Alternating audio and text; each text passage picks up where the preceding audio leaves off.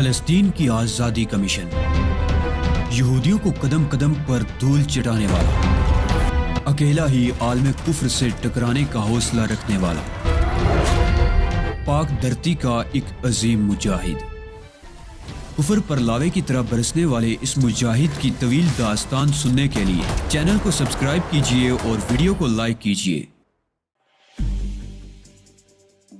تھوڑی دیر تک میں خاموش رہا، پھر میں نے اپنی جگہ سے اٹھ کر سلاخوں والے دروازے پر پہنچ کر اس شخص کو مخاطب کیا جو پہرا دے رہا تھا۔ سنو، میں کرسٹف لومر کا دشمن نہیں ہوں، بلکہ ایک طرح سے اس کے لیے ایک کارآمد انسان ہوں۔ اگر وہ کسی کام میں مصروف ہے تو تم لوگ میری جان لینے کی کوشش تو مت کرو۔ کیا چاہتے ہو؟ اس نے مجھے گھورتے ہوئے کہا۔ سخت بھوکا ہوں اور پانی بھی نہیں ملا ہے مجھے۔ کیا ان چیزوں کا انتظام تمہارا اخلاقی فرض نہیں ہے؟ آدمی کچھ شریف ہی معلوم ہوتا تھا۔ تھوڑی دیر تک کچھ سوچتا رہا اور پھر بولا، ٹھہرو، میں تمہارے لیے کم از کم پانی کا انتظام کرتا ہوں۔ یہ کہہ کر وہ آگے بڑھ گیا۔ اس کے آگے بڑھنے کے بعد میں نے سلاخوں والے دروازے کو ٹٹول کر دیکھا، لیکن اسے کھولنا میرے بس کی بات نہیں تھی۔ سلاخوں کی موٹائی بھی تقریباً 1 انچ تھی، اس لیے انہیں موڑنے یا چوڑا کرنے کا سوال ہی پیدا نہیں ہوتا تھا۔ ویسے میں اس وقت باہر جانا بھی نہیں چاہتا تھا، کیونکہ کرسٹف لومر کے بعد ایڈن گروش کا معاملہ سامنے آ گیا تھا اور میں اس مسئلے سے نظر نہیں چرا سکتا تھا۔ فائل کا معاملہ بہرحال میرے نزدیک بہت اہمیت کا حامل تھا، خصوصاً اس صورت میں جب کہ فائل اولیو ہاورڈ کے ہاتھ لگ جانے کا خطرہ موجود ہو۔ اگر ایسا ہو گیا تو پھر آنچلائر کے پاس واپس جانا بالکل ہی غیر مناسب ہوگا، بلکہ بہتر یہ ہوگا کہ کرسٹف لومر کو کسی طرح بے وقوف بنا کر یا کسی اور ذریعے سے یہاں سے نکلنے کی کوشش کروں اور اس کے بعد ان تمام معاملات پر لعنت بھیج دوں۔ یہی شکر تھا کہ کرسٹف لومر نے میرے ساتھ تعاون کیا تھا اور کم از کم آنچلائر کی بیوی کو اور اس کے بچے کو رہا کر دیا گیا تھا۔ اس طرح آنچلائر کا ایک کام تو ہو گیا تھا، باقی معاملات سے وہ خود ہی نمٹ لے گا۔ میرا براہ راست تو اس سے کوئی تعلق نہیں تھا۔ میں نے اپنے ذہن کو تمام خیالات سے آزاد کرنے کی کوشش کی۔ ابھی زیادہ دیر نہیں گزری تھی کہ پہرے دار واپس آیا۔ اس کے ساتھ ایک اور آدمی تھا جس کے ہاتھوں میں کھانے پینے کا کچھ سامان اور پانی کی ایک بوتل وغیرہ تھی۔ میں نے تمہارے لیے چائے بھی بنوائی ہے، یہ جو کچھ بھی حاصل کر سکا ہوں اسے کھا لو، اس کے بعد چائے پی لینا۔ میرا خیال ہے کہ اب تمہاری شکایت دور ہو جائے گی۔ اس کے عوض میں تمہیں زندگی بھر دعائیں دیتا رہوں گا دوست، میں نے مسکرا کر کہا۔ اب برائے مہربانی میرے ہاتھوں کو تو آزاد کر دو تاکہ میں تمہاری مہیا کی ہوئی چیزیں قبول کر سکوں۔ یہ کہہ کر میں نے اپنی پشت اس کی جانب کر لی۔ اس نے کوئی اعتراض کیے بغیر میرے دونوں ہاتھ سلاخوں کے دوسری جانب کھڑے کھڑے ہی کھول دیے۔ پھر سلاخوں کے درمیان سے ہی میں نے وہ تمام اشیاء وصول کر لی اور ایک طرف بیٹھ کر کھانے میں مصروف ہو گیا۔ کھانے پینے سے فارغ ہو کر میں نے خاصی آسودگی محسوس کی اور وہیں پتھر کے فرش پر دراز ہو گیا۔ پتہ نہیں یہ ذہنی و جسمانی تھکن تھی یا پیٹ میں دیر سے پڑنے والی خوراک کا نشہ کہ مجھے نیند آ گئی۔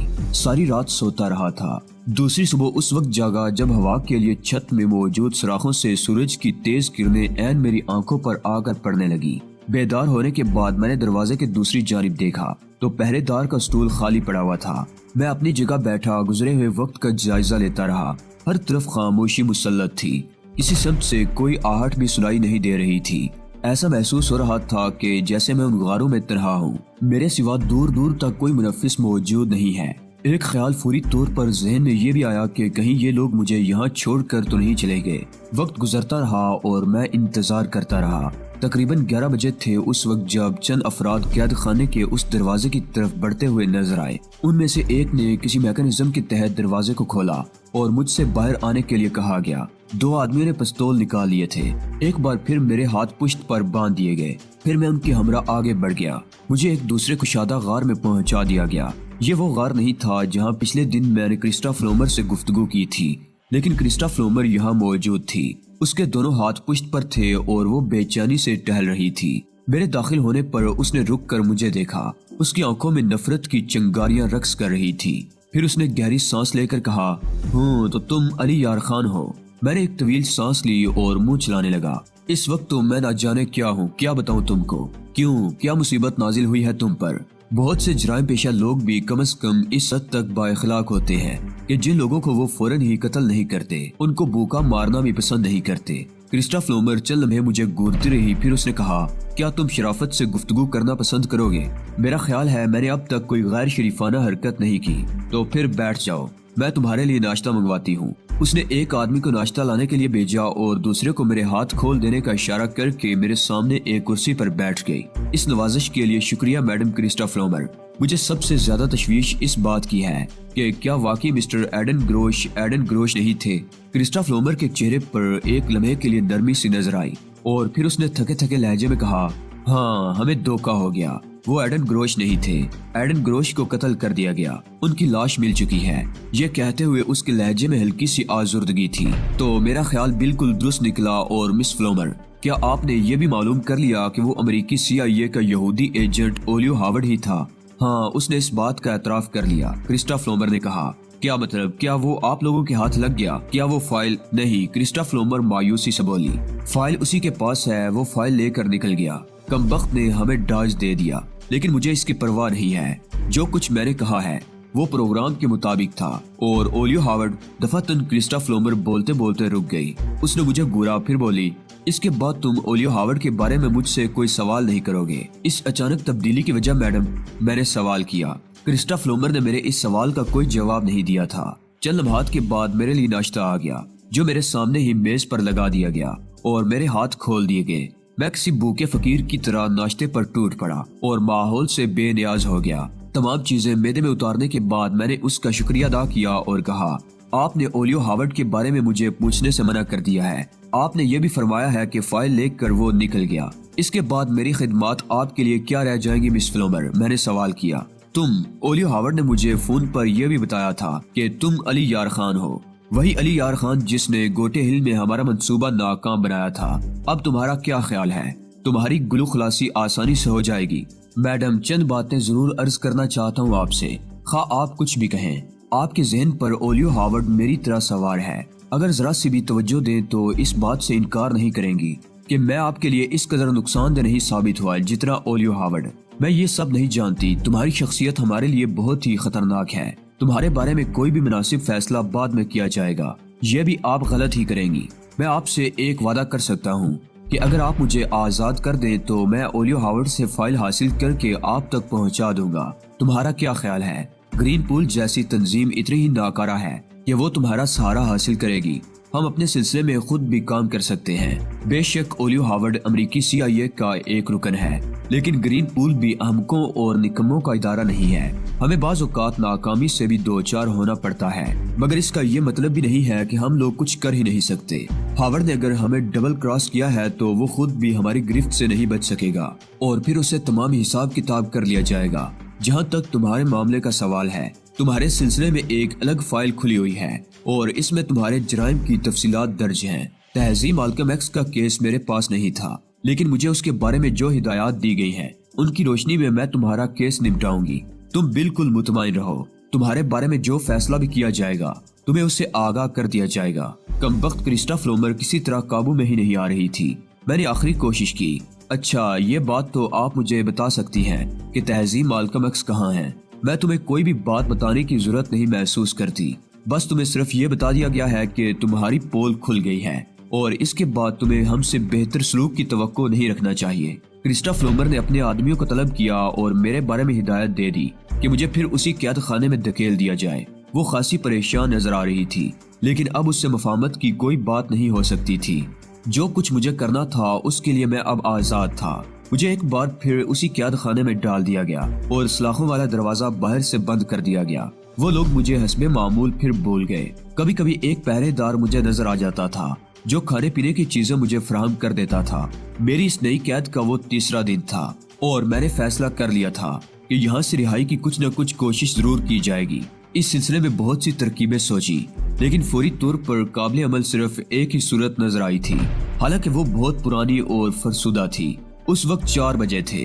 मैं अपनी तदबीर पर अमल करने का इरादा कर चुका था। चुनाचे मैं जमीन पर गिरकर तड़पने और चीखने लगा। चंद ही मिनट के बाद सामने वाले दरवाजे के पास उस पहरेदार के कदमों की आवाज सुनाई दी जो थोड़ी देर पहले मुझे नजर आया था। उसने सलाखों से अंदर झांका और फिर मुझे इस तरह तड़पते देखकर परेशान हो गया। क्या बात है? क्या मुसीबत नाजिल हुई है तुम पर? वो नागवारी से बोला। इस सुराख से स्याह रंग का एक बिच्छू। मैंने तकलीफ ज़दा आवाज में रुक रुक कर कहा। मुहाफिज बेख्तियार एक समत बढ़ गया। उसने दरवाजा खोला और दोनों हाथों से राइफल संभाल कर मेरे करीब पहुंच गया। کہاں کاٹا ہے؟ اس نے سوال کیا، لیکن اسے یہ بتانا میرے پروگرام میں شامل نہیں تھا۔ میں نے اچھل کر ایک بھرپور ٹھوکر اس کی پیشانی پر رسید کر دی۔ وہ ایک دم چت گرا، رائفل اس کے ہاتھ سے چھوٹ گئی، لیکن اس نے فوراً ہی اٹھ کر گری ہوئی رائفل اٹھانے کی کوشش کی۔ میرے دوسرے پاؤں کی ٹھوکر اس کے جبڑے پر لگی تھی۔ اس کے منہ سے خون کی دھار بہہ نکلی۔ ایک لمحے کے اندر وہ بے ہوش ہو گیا۔ میں اسے قتل کرنے کا کوئی ارادہ نہیں رکھتا تھا، کیونکہ اس نے انسانی ہمدردی کے طور پر فوراً ہی میری خبر گیری کرنے کی کوشش کی تھی۔ میں نے اس کی قمیص پھاڑ کر دونوں ہاتھ پاؤں باندھ دیے، منہ میں بھی کپڑا ٹھونس دیا تاکہ ہوش میں آنے کے فوراً بعد وہ شور مچا کر دوسرے لوگوں کو آگاہ نہ کر دے۔ ایک محافظ کو ٹھکانے لگا دینے سے میرا مسئلہ حل نہیں ہو گیا تھا۔ ابھی نہ جانے راہ میں کتنی رکاوٹیں اور تھیں۔ میں نے فرش پر پڑی ہوئی رائفل اٹھائی جو بری ہوئی تھی۔ اس کا سیفٹی کیچ ہٹاتا ہوا میں کوٹھڑی سے باہر آ گیا۔ غار سنسان پڑا ہوا تھا۔ میں محتاط انداز میں قدم اٹھاتا ہوا بیرونی حصے کی جانب بڑھنے لگا، لیکن ابھی میں نے زیادہ فاصلہ نہیں طے کیا تھا کہ دفعتاً قدموں کی آواز سنائی دی اور میں دیوار کے ساتھ چپک کر کھڑا ہو گیا۔ قدموں کی آواز لمحہ بلمحہ قریب آتی جا رہی تھی اور پھر میں نے کرسٹا فلومر کو دیکھا۔ وہ میری ہی طرف آ رہی تھی۔ چھپنے کا کوئی موقع نہیں تھا۔ اگر وہ میرے سامنے آ جاتی تو پھر میرا دیکھ لیا جانا یقینی تھا، لیکن اپنی جگہ سے آگے بڑھنا بھی خطرناک ہی تھا۔ اس وقت وہ تنہا تھی اور میری موجودگی سے بے خبر تھی، چنانچہ میں سانس روکے اس کا انتظار کرتا رہا۔ جو ہی وہ میرے قریب پہنچی میں نے اس پر حملہ کر دیا، لیکن وہ میری توقع سے کہیں زیادہ پھرتیلی تھی۔ اس نے تیزی سے گھوم کر میرے گھٹنے پر اس زور سے ٹھوکر رسید کی کہ میں لڑکھڑا کر رہ گیا۔ وہ غرائے ہوئے لہجے میں بولی، تمہارا کیا خیال ہے؟ کیا اتنا ہی ناکارہ ہونا چاہیے تھا مجھے؟ میں گرین پول کی ون ہوں۔ اس کی آواز میں بے پناہ غراہٹ تھی۔ میں نے سنبھل کر اس پر رائفل کی سنگین سے حملہ کر دیا، لیکن اس کے ساتھ ہی میں نے اس بات کا اعتراف بھی کیا تھا کہ وہ شاید دنیا کی سب سے پھرتیلی عورت ہے۔ اس نے فوراً ہی میرا وار بچایا اور اس کے ساتھ ہی وہ اس طرح اچھلی جیسے فلائنگ کک لگانا چاہتی ہو۔ میں نے سنبھلنے کے لیے جگہ بدلی، لیکن اچانک اس کی دوسری ٹھوکر میرے ہاتھ پر لگی اور رائفل میرے ہاتھ سے نکل کر دور جا گری۔ مجھے نہتا دیکھ کر اس کے ہونٹوں پر مسکراہٹ پھیل گئی۔ ہم دونوں چند لمحے خاموشی سے ایک دوسرے کو دیکھتے رہے۔ کرسٹا فلومر اگر چاہتی تو اس وقت اپنے آدمیوں کو آواز دے کر بلا سکتی تھی، لیکن وہ بھی خاموش تھی۔ اس کا مطلب تھا کہ اسے اپنے آپ پر بہت اعتماد ہے اور کسی ایک آدمی کو وہ کوئی حیثیت نہیں دیتی۔ چند لمحے تک خاموشی رہی۔ اس کے بعد کرسٹا فلومر ہی نے حملہ کرنے میں پہل کی تھی۔ اس نے ایک بار پھر مجھے جھکائی دی اور ایک زوردار ٹھوکر میرے پیٹ پر لگائی۔ میں خود کو اس ٹھوکر سے نہیں بچا سکا تھا۔ اس نے وقت ضائع کیے بغیر کراٹے کا ایک زوردار ہاتھ میری گردن پر مارا۔ اچھٹتا ہوا ہاتھ لگا تھا، اگر بھرپور لگ جاتا تو نہ جانے کیا ہوتا۔ میں نے خود کو سنبھالا اور اچھل کر اس کے سر پر ٹھوکر رسید کر دی۔ میری یہ ضرب کامیاب رہی تھی۔ وہ لڑکھڑا کر دیوار سے جا لگی اور زور زور سے سر کو جھٹکنے لگی۔ میں نے اچھل کر اس کے منہ پر ایک اور ٹھوکر لگانا چاہی، لیکن میری پنڈلی پر لگنے والی ضرب نے میرے ہوش و حواس درست کر دیے تھے۔ میں لڑکھڑاتا ہوا کئی قدم پیچھے ہٹ گیا۔ بے وقوف آدمی، میں تم جیسے 10 آدمیوں کے لیے تنہا ہی کافی ہوں۔ تمہیں اپنی اس کوشش کی پوری سزا ملے گی۔ میں در حقیقت بڑی سبکی محسوس کر رہا تھا۔ اب تک بڑے بڑے لوگ میرے سامنے آ چکے تھے اور میں انہیں بہت دیر ٹکنے نہیں دیتا تھا، لیکن یہ عورت مجھے مسلسل چکر دے رہی تھی۔ میری ذرا سی سستی مجھے موت کی نیند سلا سکتی تھی۔ اس کا مجھے احساس ہو گیا تھا۔ وہ مارشل آرٹ میں مکمل مہارت رکھتی تھی۔ میں نے ایک بار پھر اپنے آپ کو سنبھالا اور اس بار یہ بات سوچ لی تھی کہ مجھے یہ تصور ذہن سے نکال دینا چاہیے کہ کسی عورت سے میرا مقابلہ ہے۔ چنانچہ میں ہاتھ کھڑے کر کے اس کے سامنے پینترے بدلنے لگا۔ ایک دفعہ مجھے موقع ملا اور کھڑی ہتھیلی کا وار میں نے اس کے کندھے پر کر دیا۔ وہ کراتی ہوئی پیچھے ہٹی۔ دوسرا ہاتھ اس کی ناک پر لگا اور ہڈی ٹوٹنے کی آواز کے ساتھ ہی خون کی موٹی دھار اس کے ناک سے بہہ نکلی۔ وہ تکلیف کی شدت سے کرا رہی تھی، لیکن اس نے اب بھی کسی کو مدد کے لیے نہیں پکارا۔ میں اس کی اس جرأت اور استقامت کی دل ہی دل میں داد دیے بغیر نہ رہ سکا۔ اس میں اب بھی اتنا دم خم باقی تھا کہ اگر میں ذرا بھی سست پڑ جاتا تو وہ مجھے ٹھکانے لگا دیتی۔ میں تمہیں سسکا کر ماروں گی۔ اس کی حلق سے غراہٹ نکلی۔ میں نے جواب دینے کی بجائے اچھل کر اسے ٹھوکر ماری، لیکن اس نے بڑی پھرتی سے میرا پاؤں پکڑ کر مجھے اچھال دیا۔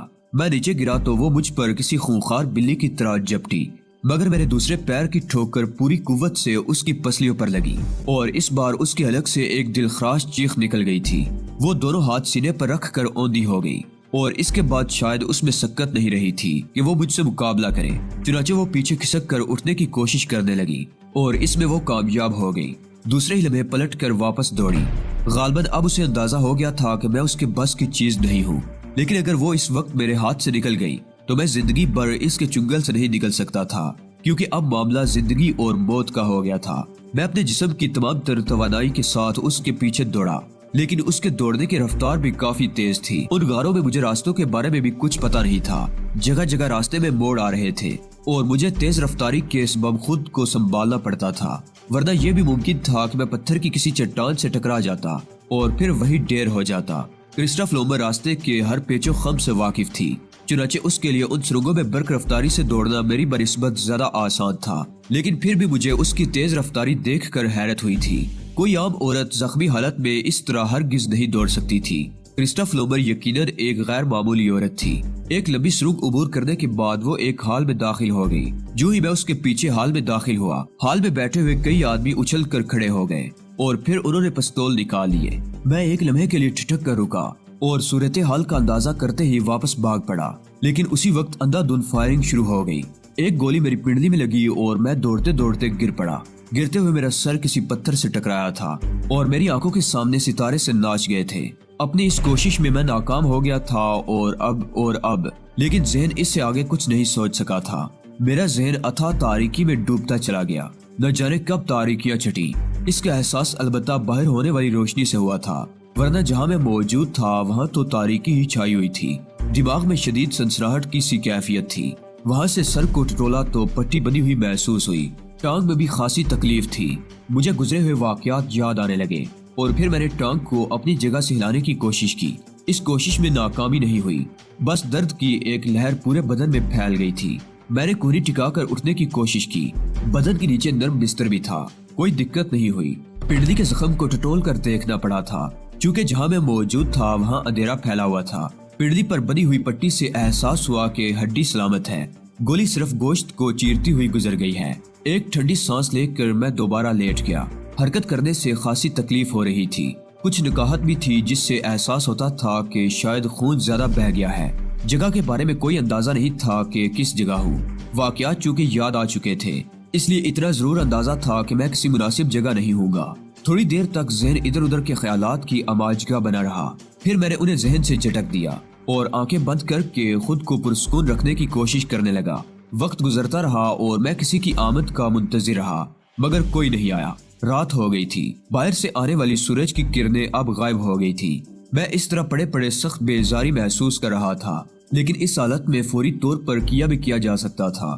بستر سے اٹھ کر کہیں جانے کی کوشش کرنا بے سود ہی ہوتا۔ اسی حالت میں ایک بار پھر خیالات کی یلغار ہونے لگی ذہن پر، اور میں اس یلغار سے جنگ کرنے لگا۔ اس وقت سوچ سوچ کر اپنے ذہن کو اور نہیں دکھانا چاہتا تھا۔ تھوڑی دیر بعد آخر اس کوشش میں کامیابی نصیب ہوئی اور پھر صبح ہی کو آنکھ کھلی۔ صبح آنکھ کھلی تو ایک دبلے پتلے آدمی کو اپنی نبض دیکھتے ہوئے پایا۔ ڈاکٹر معلوم ہوتا تھا، چونکہ گلے میں مخصوص قسم کا آلہ بھی پڑا ہوا تھا۔ ڈاکٹر نے میرا معائنہ کیا اور پھر پیچھے کھڑی ہوئی نرس کو اشارہ کر کے کوئی چیز طلب کی۔ نرس نے ایک انجیکشن ڈاکٹر کے ہاتھ میں تھما دیا اور ڈاکٹر نے وہ انجیکشن میرے بازو میں انجیکٹ کر دیا۔ پھر وہ مجھ سے کچھ کہے سنے بغیر واپسی کے لیے مڑ گیا تھا، البتہ نرس وہی موجود رہی۔ میں نے نگاہیں گھما کر نرس کو دیکھا، لیکن یوں محسوس ہوا جیسے پلکیں ایک دوسرے سے چپکی جا رہی ہوں۔ چنانچہ تھوڑی دیر کے بعد میں پھر بے سدھ ہو گیا تھا۔ غالباً بے ہوشی کا انجیکشن دیا گیا تھا۔ اس کے بعد اسی طرح کے دن اور رات چلتے رہے۔ وقت اور گھنٹوں کا کوئی اندازہ نہیں تھا۔ نیم غنودگی کسی کیفیت میں مجھے رکھا جا رہا تھا۔ میری سمجھ میں نہیں آ رہا تھا کہ وہ لوگ مجھ سے کیا چاہتے ہیں اور اس طرح بے ہوش رکھنے کی کیا وجہ ہے۔ ہوش آتا تو اس بارے میں سوچتا، لیکن کوئی میرے پاس نہ ہوتا جس سے یہ سوال کرتا۔ پھر ایک دن ہوش آیا تو سر کی تکلیف بھی کم تھی اور ٹانگ میں بھی کوئی خاص تکلیف نہیں تھی۔ غالباً کئی دن گزر چکے تھے۔ پٹی ضرور بدی ہوئی تھی، لیکن تکلیف پہلے سے کہیں زیادہ کم تھی۔ میں نے اپنے آپ کو سنبھالا اور اٹھ کر بیٹھ گیا۔ بدن اکڑ سا گیا تھا۔ بستر پر لیٹے لیٹے پتہ نہیں کتنا وقت گزر گیا تھا۔ یہ سب کچھ کیا ہو رہا ہے؟ کیا کر رہے ہیں وہ لوگ؟ میری سمجھ میں کچھ نہیں آ رہا تھا۔ میں اپنی جگہ سے اٹھا اور دروازے کے نزدیک پہنچ گیا۔ اب کمرے کے ماحول کا بخوبی جائزہ لے سکتا تھا۔ میرے اندازے کے مطابق یہ کمرہ اس غار کا حصہ نہیں تھا، کوئی ایسی جگہ تھی جسے عمارت ہی کہا جا سکتا تھا۔ دروازے کے پاس پہنچ کر میں نے دروازہ زور زور سے بجایا اور دروازہ کھلنے میں زیادہ دیر نہیں لگی۔ باہر دو آدمی کھڑے ہوئے تھے، جن میں سے ایک کے ہاتھ میں پستول تھا، اس کی نال میری جانب تھی۔